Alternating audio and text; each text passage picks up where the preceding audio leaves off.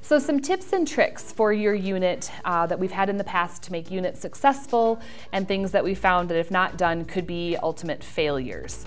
So never let any of your scouts or parents take any inventory from a storefront. If a scout says, oh, I sold that case of butter and I need to take this, don't let them take it. It will mess with your inventory. Make sure all stuff's checked out at storefronts or for storefronts that go there, are used and turn around and are checked back in. At that point, they can turn around and check out from your main inventory, but never take from a unit's sale at a storefront.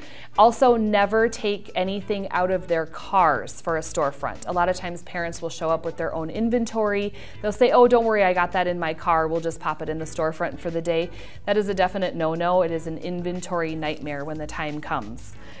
Always make sure that you are prepared to have 2 forms of signature documentation on any inventory that comes and goes from your house.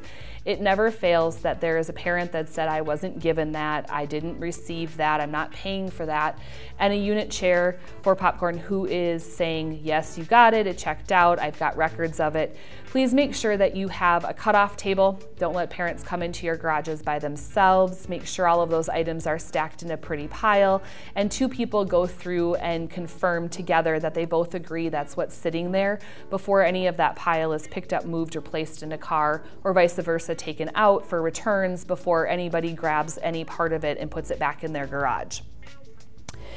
Never, and I can stress never do this enough, is never hand cash to somebody and just expect it's going to get where it needs to go. You as a popcorn chair are responsible for the cash and the flow that's coming through. A lot of our stuff nowadays is done on the app, so it's a lot of credit cards, maybe less cash than in previous years.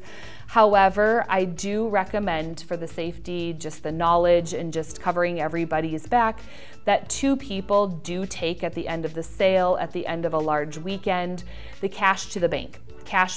There's cash drops at the bank. 2 people ride in the car together. This should never be a husband and wife. This should be 2 separate people, 2 separate families. It just makes sure you've got checks and balances for the volunteer organization you're part of to make sure that you're not going to be accused of something that may not have happened. And in the best interest of your unit, it is definitely in your favor to find out what is the running budget for your unit. You can't promote your sale, you can't promote what your scouts should sell to help the unit run if you don't know what the unit is expecting to receive from these sales, or how things partition or portion out to the units and the scouts.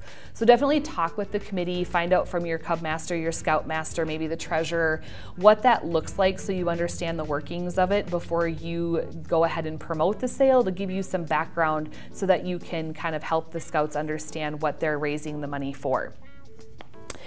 There's 2 different types in your budget that you will want to look for. You're going to look for the needs, and that's what your budget is, needs to run. What are your payments needed for schools, rentals, that type of stuff. And then there's wants. Do you want a trailer, a track, what happens? That number between the needs and the wants is the number that you want from your unit to find out. That number is going to be what the expectation would be for the scout sales. What percent do the scouts need to sell, or what do the scouts need to sell to get that percent, to get those wants for the unit? That's going to give you everything that you need to help the parents understand why it's so important to support the units in these sales.